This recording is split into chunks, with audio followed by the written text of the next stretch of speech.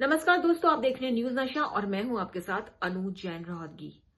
हाल फिलहाल में दो ऐसी बड़ी घटनाएं हुई हैं जिनका सीधा संबंध आतंकवाद से जुड़ा हुआ है, आतंकवादी गतिविधियों से जुड़ा हुआ है, सरकार से जुड़ा हुआ है, सरकार को धमकी देने से जुड़ा हुआ है। पहली बड़ी खबर जो है कि सऊदी अरब ने तबलीगी जमात पर बैन लगा दिया है और जो वर्ड इस्तेमाल किए जो बैन की, danger to society, gateway to terrorism, इस तरह की बातें की गई हैं तबलीगी जमात के ऊपर। मुस्लिम देश है और मुस्लिम देश ने ही तबलीगी जमात पर जो है बैन लगा दिया गया है। ये तो सऊदी अरबिया की क्या ये दादागिरी है?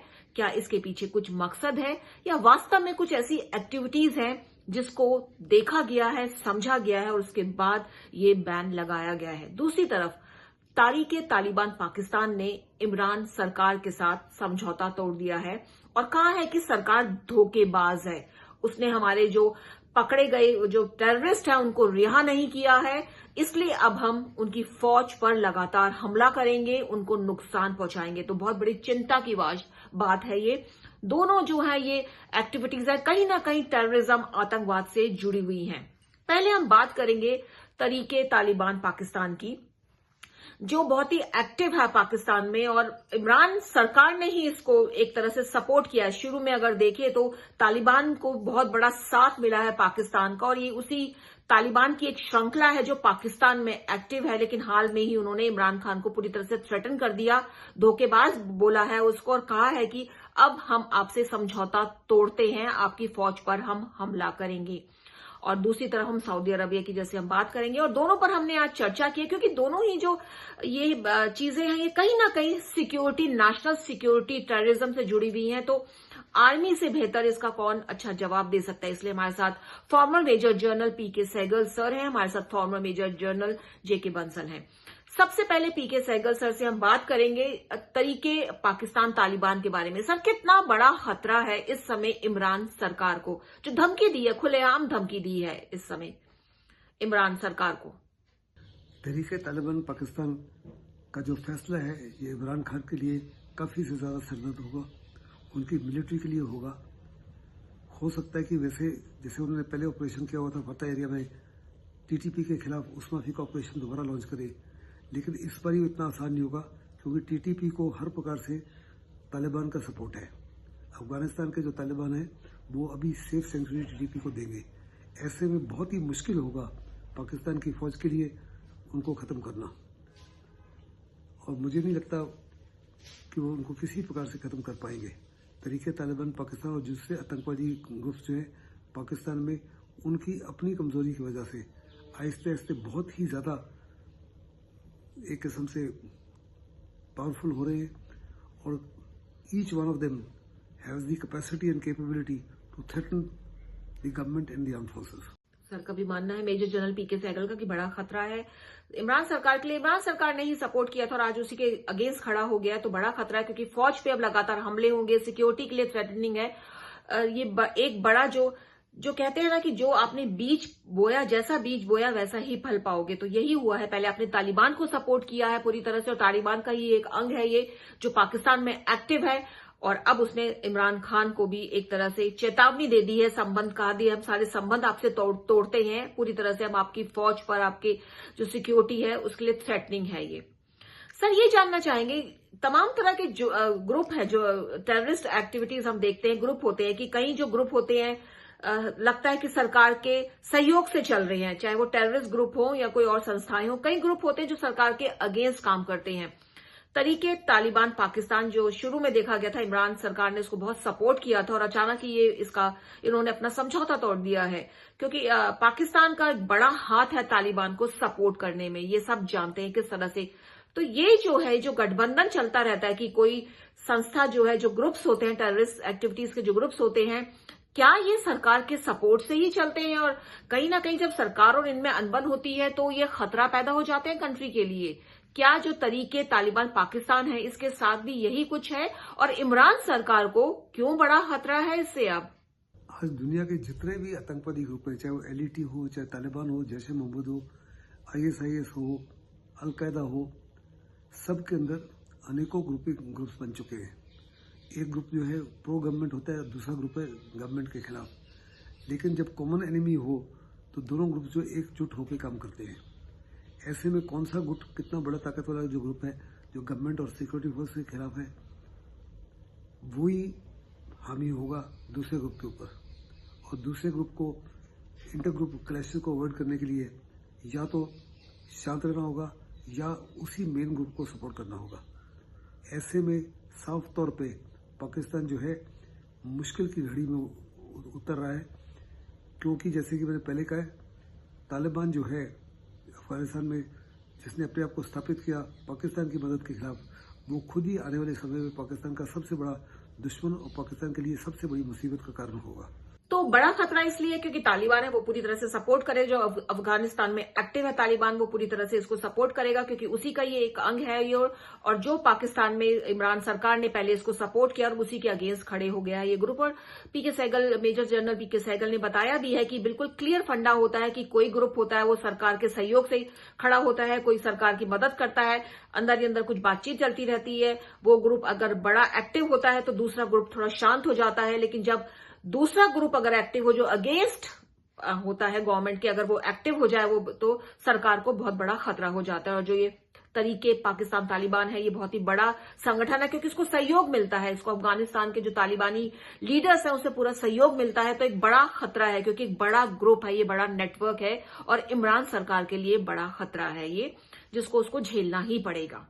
और अब एक और बात करते हैं तबलीगी जमात के बारे में।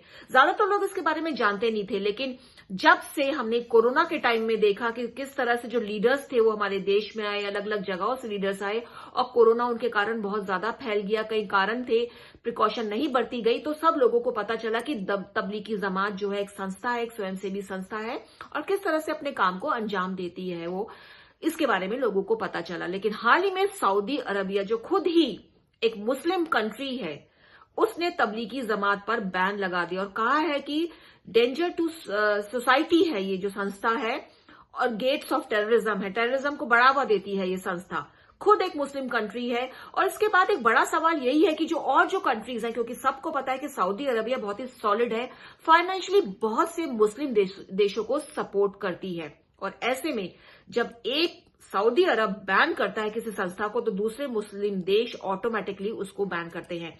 और इस समय जो जानकारी है उसके अनुसार कजाकिस्तान जो तीनों ही सोवियत संघ के जो टूटे हुए राज्य देश हैं वो हैं, तीनों में जो है तबलीगी जमात जो है बैन है और अब सऊदी अरब में इसको बैन कर दिया गया है। इस फैसले की निंदा तो बहुत हुई है, कई लीडर्स ये कह रहे हैं कि दादागिरी है सऊदी अरबिया की, और दूसरी तरफ कुछ लोग इसको वेलकम कर रहे हैं क्योंकि उनका कहना है कि जिस मकसद से शुरू हुआ था वो कहीं ना कहीं भटक गया है इसका मकसद। आपको बता दें इंडिया में ही इसकी स्थापना हुई थी 1926 में, इंडिया में ही इसने जन्म लिया था इस संस्था ने और एक पवित्र भावना से इसकी शुरुआत हुई थी। लेकिन आगे चलकर जो है धीरे धीरे डायवर्जन हुए, जो एक्टिविटीज है उसके बारे में कुछ ना कुछ बातें सामने आने लगी। और जो सऊदी अरबिया का स्टैंड है ये, इसके पीछे क्या रीजन हो सकता है, धार्मिक संस्था को बैन किया है उन्होंने, एक स्वयंसेवी संस्था है जो धर्म को बढ़ावा देती है, इस्लाम धर्म को बढ़ावा देती है, सुन्नी जो पालन जो करते हैं, सुन्नी धर्म का पालन करते हैं, उनको बताती है किस तरह से आगे बढ़े और इसका प्रचार प्रसार करें, इसका उद्देश्य यही था। लेकिन किस तरह से इसमें भटकाव आया है और किस तरह से ये संस्था को कुछ एक्टिविटीज के, इलीगल एक्टिविटीज, टेररिज्म एक्टिविटीज के साथ जोड़ दिया गया है और कई कारण है इसके पीछे। इस पर हमने बात करी है जेके बंसल से, फॉर्मर मेजर जनरल है। सर क्या कारण है, क्या ऐसा कारण हो गया कि एक मुस्लिम कंट्री जो खुद सुन्नी, जिसमें ज्यादातर मुसलमान है, उस सुन्नी धर्म को अपनाया हुआ है और जो ये संस्था है ये भी सुन्नी धर्म को बढ़ावा देती है, प्रचार प्रसार करती है, उसको बैन कर दिया एक मुस्लिम कंट्री ने? क्या बड़े रीजंस हो सकते हैं इसके पीछे? हाल ही में सऊदी अरबिया ने तबलीगी जमात पर बैन लगाया। उन्होंने ये करार दिया कि Tablighi Jamaat gate of terrorism है। और ध्यान देने योग्य बात यह है कि तबलीगी जमात में ज़्यादातर सुन्नी मुसलमान हैं और सऊदी अरेबिया भी एक सुन्नी बाहुल्य देश है और सऊदी अरेबिया फंड करता था तबलीगी जमात को। तबलीगी जमात का ओरिजिन जो है वो हिंदुस्तान में हुआ था 1926 में।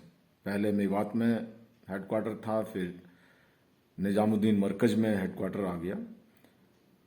जो बहुत सारी रिपोर्ट्स हैं, उसमें ये माना गया है कि तबलीगी जमात का जो संबंध है वो 9/11 के अटैक से है, 2002 का जो गोधरा ट्रेन कांड हुआ था उससे भी है, और जो 2007 में ग्लासगो में जो ब्लास्ट हुआ उससे भी कनेक्शन बताया जाता है। और जो पाकिस्तान की अहमदिया मस्जिद है उसके अंदर जो अटैक हुआ था 2010 में, उसमें भी तबलीगी जमात का कनेक्शन माना गया है। हाल ही में तबलीगी जमात ने जो बहुत सारे कंट्रीज हैं इंक्लूडिंग इंडिया, लॉकडाउन के दौरान में लॉकडाउन का पालन न करके जो कोरोना वायरस को रोकने में मदद नहीं की, और इसी वजह से जो विदेश के लोग निजामुद्दीन मरकज में आए थे उनमें से 2550 लोगों के ऊपर में ट्रैवल बैन लगा दिया इंडिया ने।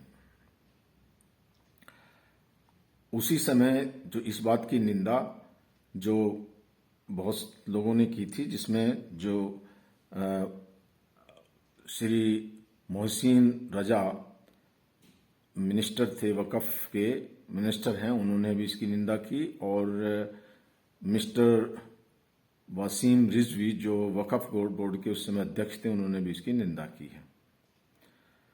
इसी के लिए मिस्टर गौतम ने एक सुप्रीम कोर्ट में मुकदमा दायर किया था कि इसके ऊपर बैन लगाया जाए इन चीज़ों को देखते हुए।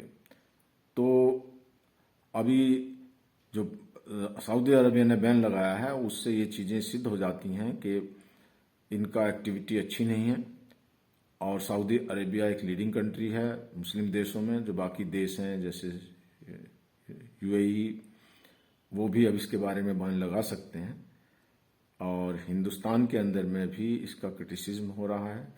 एनसीपी के अध्यक्ष, एनसीपी के जो नेता हैं, और मिस्टर मजीद मेमन, उन्होंने भी इसके बारे में कहा है कि हाँ, ये इनकी एक्टिविटीज ठीक नहीं है।